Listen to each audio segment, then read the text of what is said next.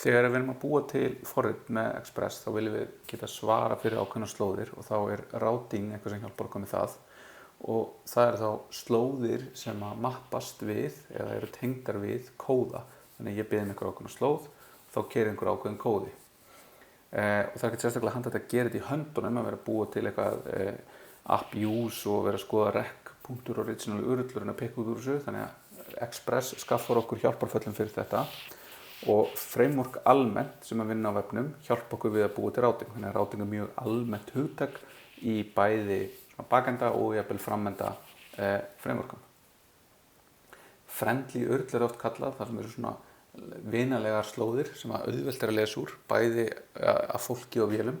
Þannig að við notum /programming, /web en ekki query-string sem er oft einföld leið til þess að senda áfram breytur og segja hérna hvað þetta er kategórían programmi og subkategórían web, að þetta hérna er í raun mun ólæsilegri og ekki góð slóð bæði fyrir SEO og bara almennt en þessi hér.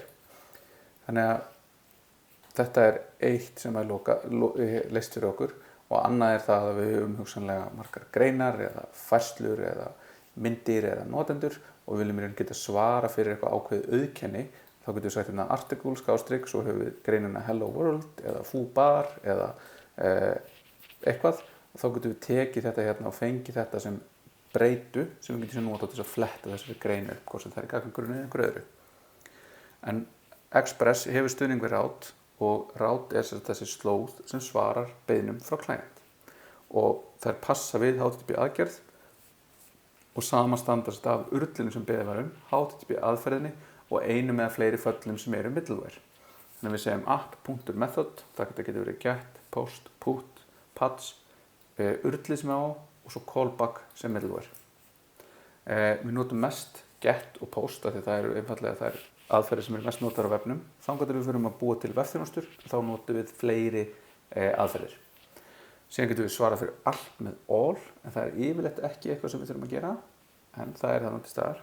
Og urlin geta verið skilgreind sem regular expression en við ættum að forðast það og nota frekar svona dýnamísk url sem ef einhver að setja inn breytur út af því að regular expression getur verið bara erfið og flókin og jafnvel lengi að parsast og svara. Þannig að hérna getum við svarað fyrir öll regular expression sem byrja á foo og gera eitthvað ákveðið, þá getum við svarað. Síðan query-string ekki partur af route-pathinu og það út af því að query-stringurinn ekki partur af HTTP beiðninni sjálfur, hann er sér partur af urlinni, hann er ekki partur af resource beiðninni, þannig að hann er ekki partur af þessu routing, heldur nálgast hann í gegnum rec.query. Þannig að hér getum við séð hvernig við getum búið til þrjár routes, eitt sem svarar á hello, annars sem svarar á hello /world og annars sem svarar á data, sem svarar þá ef við postum gögnum. En route callbackið er middleware og þau getur verið mörg í röð eins og við sáum áður með middleware. Þannig við getum haft eitt callback og svo kemur annað og svo lengi sem að þetta callback kallar í next, þá mun næsta callbackið keyra. Og við getum notað fylki eða blanda þessu einhvern veginn saman eins og með middleware. Route parametrarnir eru þessar breytur sem við getum sett inn í route okkar og nálgast þá í rec hlutnum.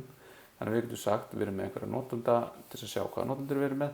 Þá getum við sagt app.get, /users, svo kemur tvípunktur sem tilgreinir þá að það sé parameter og svo heitið á breytunni og þá getum við nálgast rec.params heitið á breytunni sem einhver gögn sem komi í gegnum urlið. Þannig að við getum sagt /users, /1 og þá verður þetta 1, /foo, þá verður þetta foo.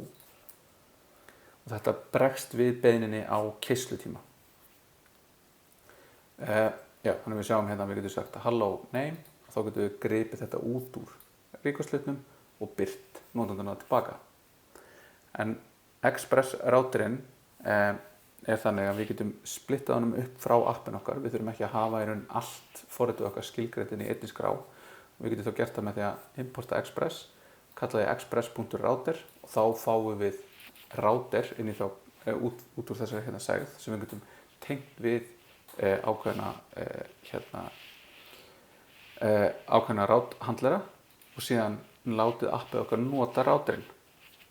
Og þá er yfirleitt gert þannig að við exportum þessari breytu úr skjali, importum því úr einhverju svona megin app skjali og getum þannig splittað forritinu okkar upp í mismunandi skrár. Þá höfum við hérna router.js sem importer express býr til router og exportrónum, skilgreinir síðan einhver route. Svo höfum við app.js sem importar þessum router og síðan með eitthvað sem það þarf til að búa til appið okkar, express appið, og segir síðan hérna /foo ánota routerinn. Og þá er passkur á því hérna að þessi hér router, hann horfir bara á það sem að hann horfir bara á þann grunn sem hann er að horfa á. En appið okkar getur tilgreint að hann sé á /foo, /users, /foo, /users, /bar, /eitthvað. En það munir alltaf vera prependað á þessu hérna beiðni. Þannig að alla beiðnir sem að svarast hér verða á /foo, /. Og ef við skoðum dæmið þetta, þá höfum við hérna router og ef við keyrum hann upp, þá er þessi router að búa til router hérna og hann er að segja router.get og þetta keyrum við hérna sem router appið okkar, þannig að við splittum þessu hérna upp í 2 skjái, svona. Þá er þetta hérna að sækja routerinn hér, nota hann á foo, redirecta grunnslóðinni á foo og starta serverinn. Hérna erum við síðan að gera eitthvað skemmtilegra. Við erum að lesa hérna foo fyrir allt, þannig að við svörum fyrir foo og mörg og eins og við viljum.